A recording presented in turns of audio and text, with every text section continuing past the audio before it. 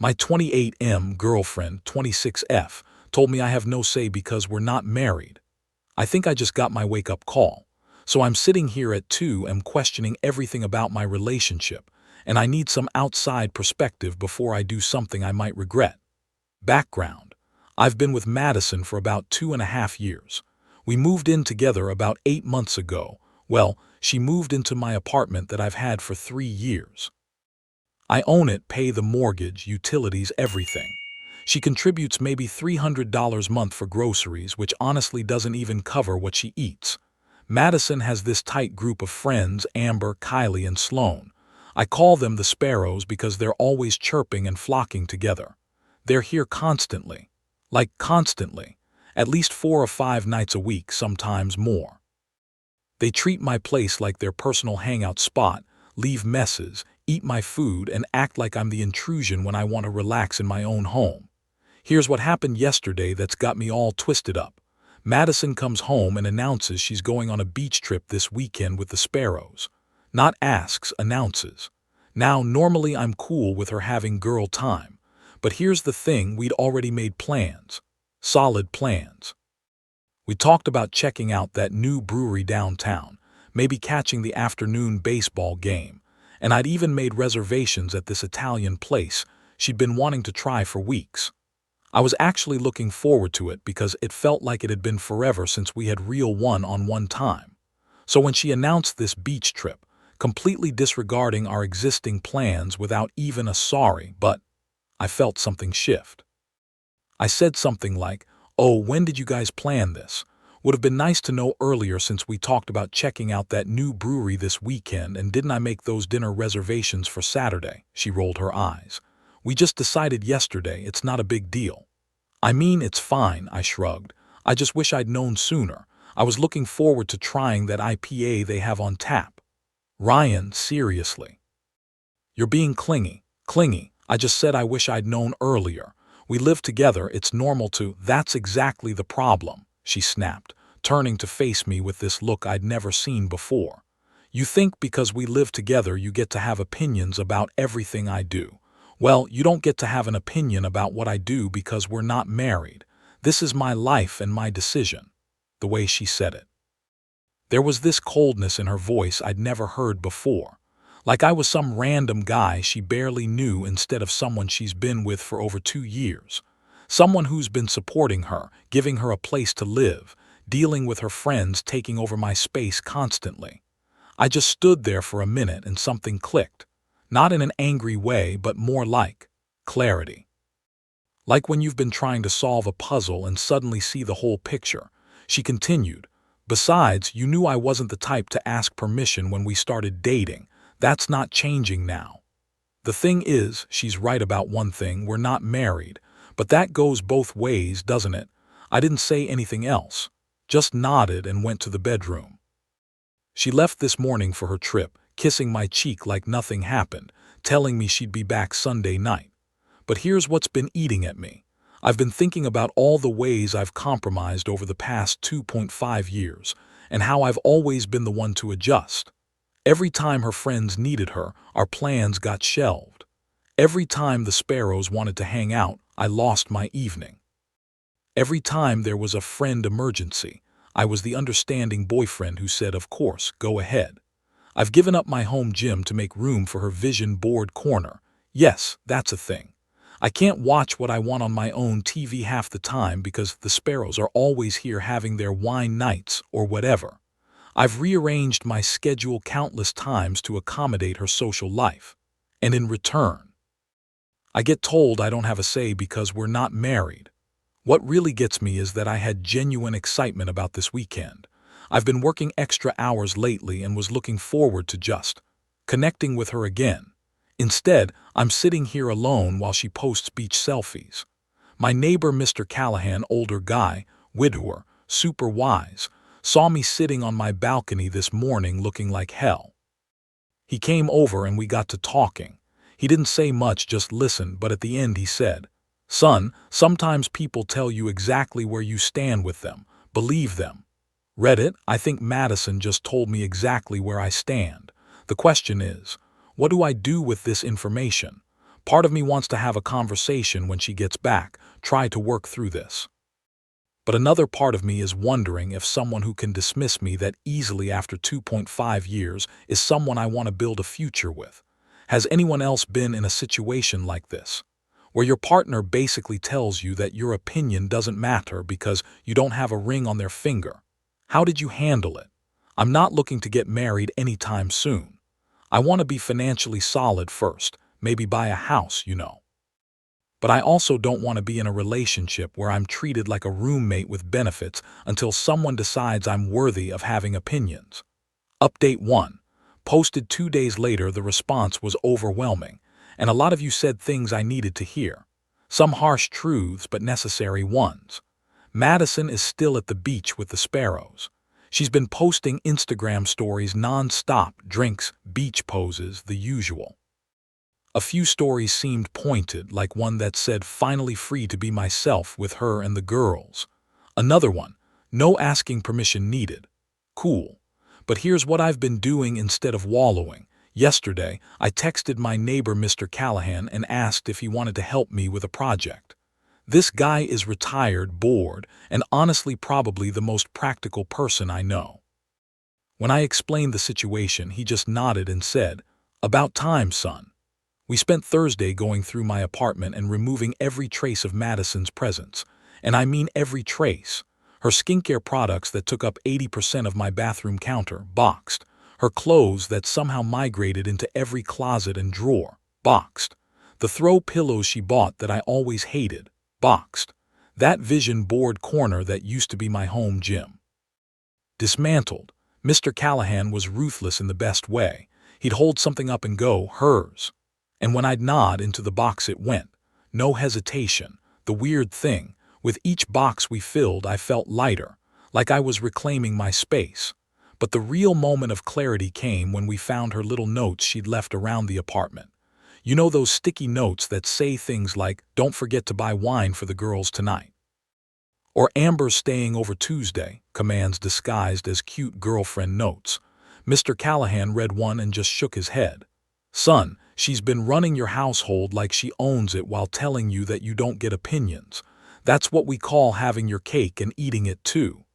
Today, Friday, I did something I haven't done in months. I went furniture shopping. Remember how I mentioned she took over my home gym for her vision board corner? Well, I ordered new gym equipment.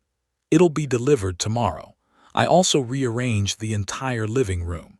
The couch is no longer positioned for optimal group conversations, Madison's requirement for the Sparrows' wine nights.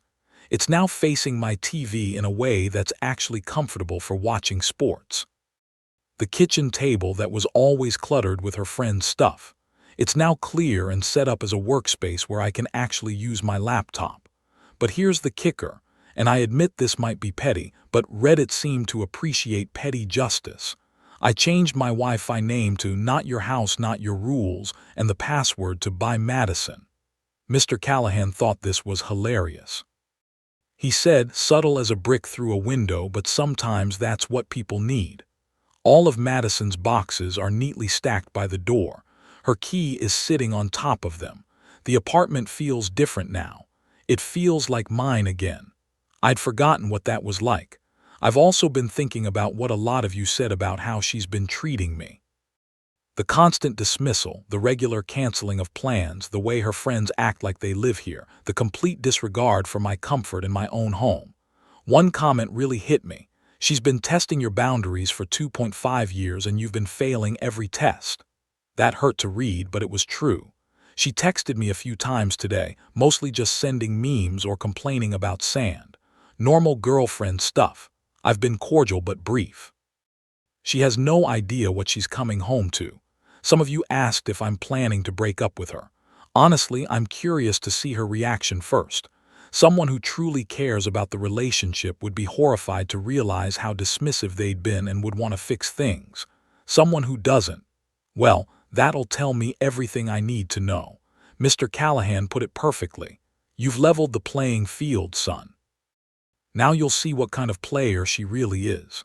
She gets back tomorrow night. I'll update you all on how it goes. Edit.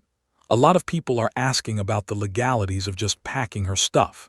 She never changed her address, still gets mail at her old place, and has no lease or rental agreement here.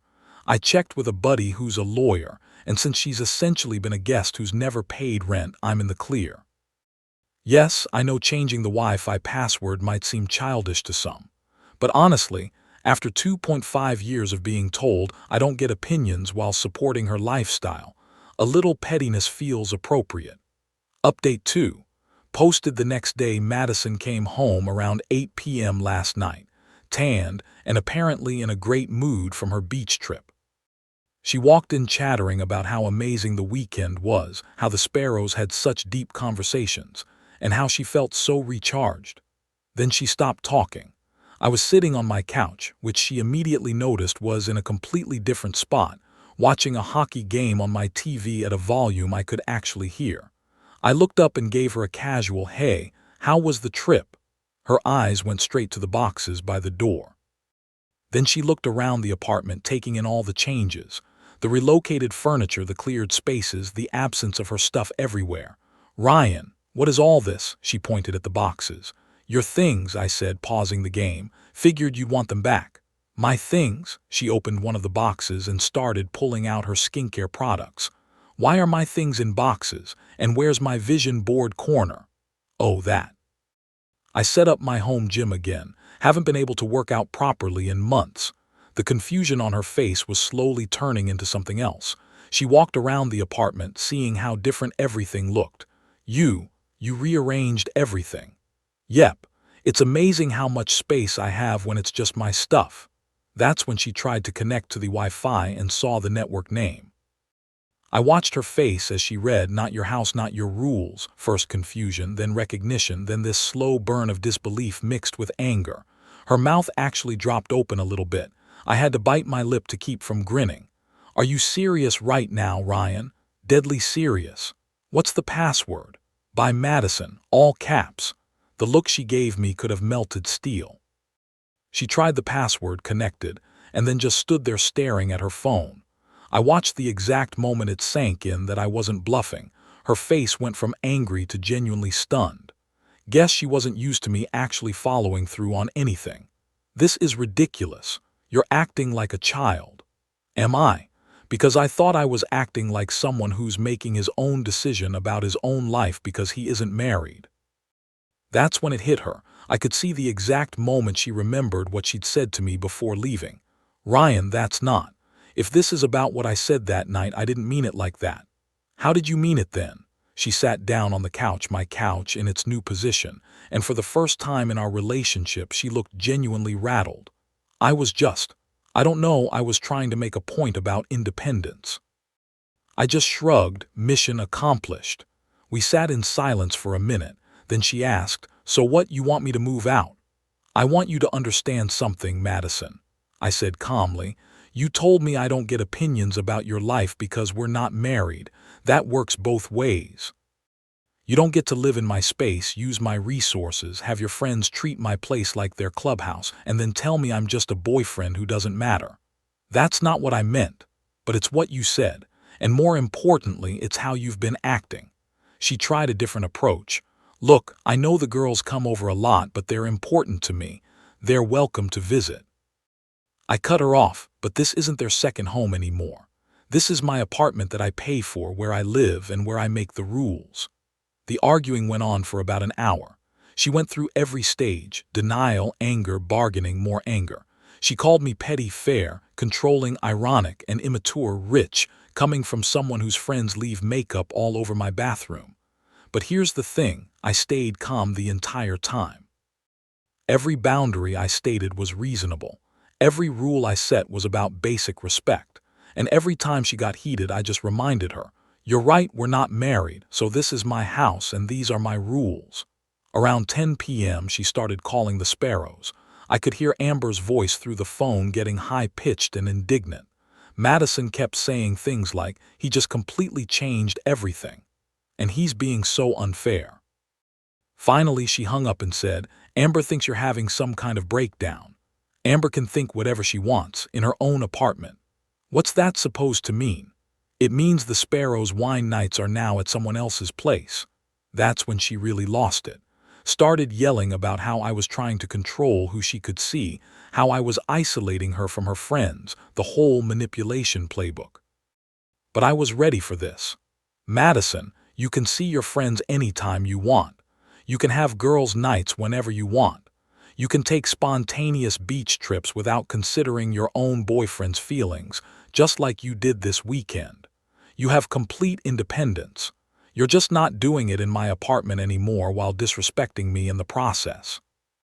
She stormed out around 11 p.m. saying she was going to Amber's and that we'd talk about this when you're being rational. I haven't heard from her since. Mr. Callahan knocked this morning with coffee and a bag of donuts. Heard some raised voices last night. Everything okay, son? When I told him what happened, he just nodded. She'll be back. Question is whether she's coming to apologize or to fight. That'll tell you everything.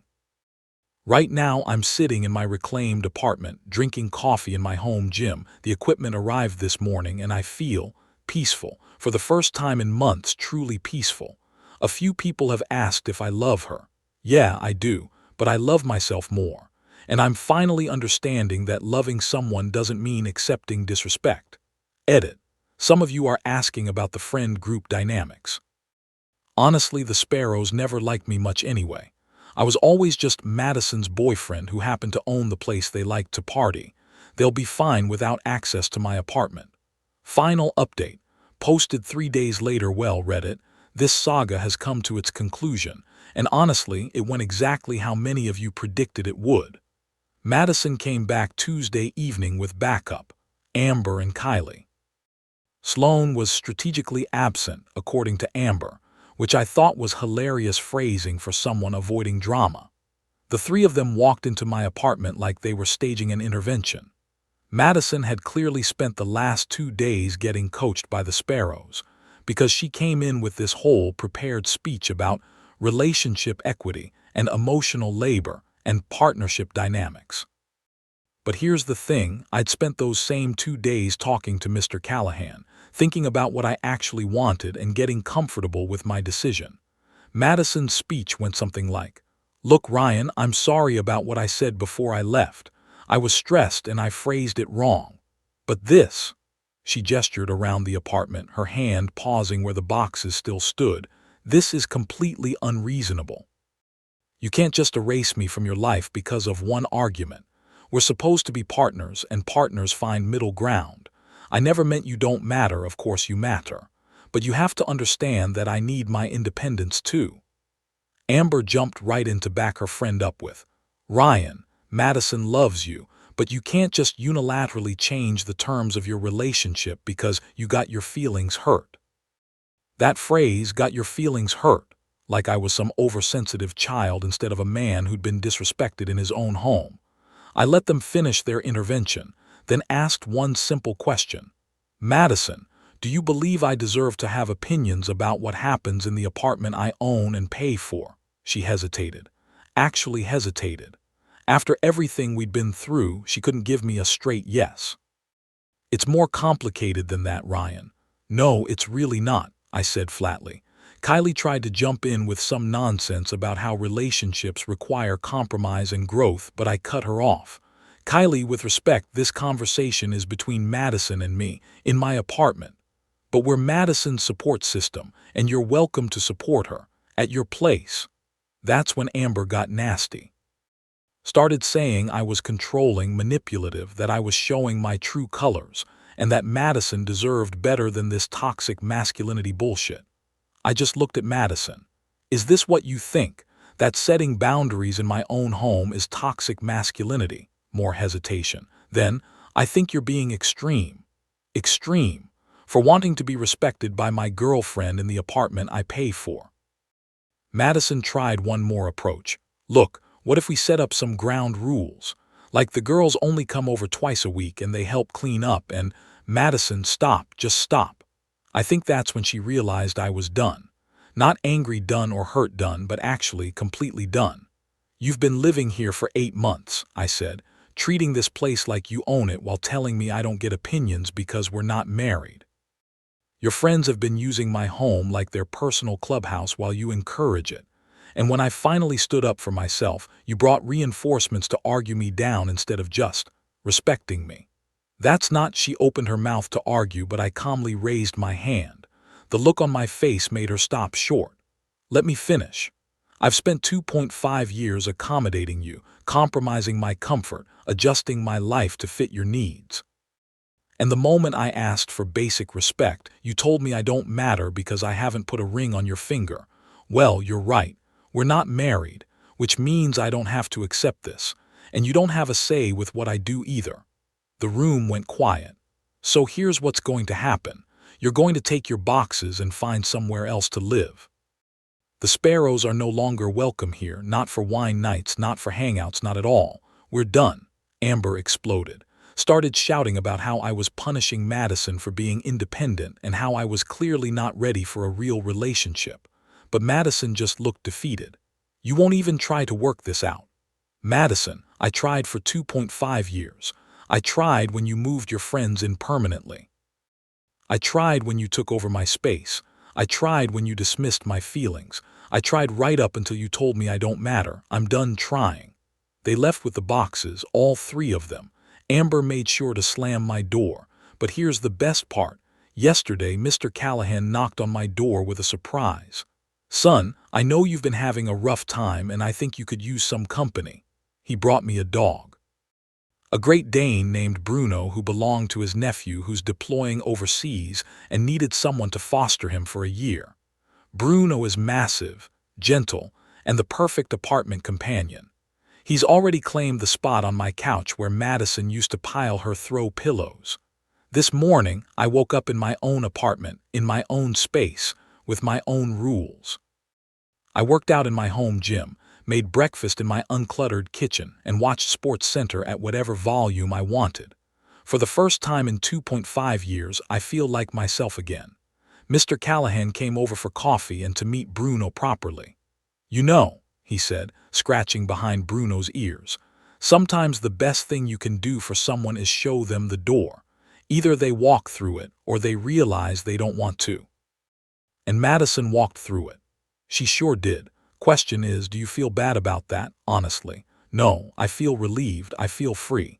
I feel like I remembered who I am when I'm not constantly trying to keep someone else happy at my own expense. Some of you might think I was too harsh, that I should have given her another chance. But she had 2.5 years of chances. She had every opportunity to treat me with basic respect, and she chose not to. The Wi-Fi name is staying, by the way. It makes me smile every time I see it. Edit. For those asking, yes, Madison tried to text me yesterday. Something about wanting to talk like adults. I didn't respond. We already had that conversation. But the messages only got more frequent. Apparently she's having trouble finding a place and staying at Amber's is temporary at best. By message 6, she was asking if she could just grab a few more things and if we could discuss this rationally. Message 10 was about how I was being cruel and punishing her for one mistake. I blocked her after that. Thanks for all the support, Reddit. Time to close this chapter and move on. Bruno and I are going to be just fine.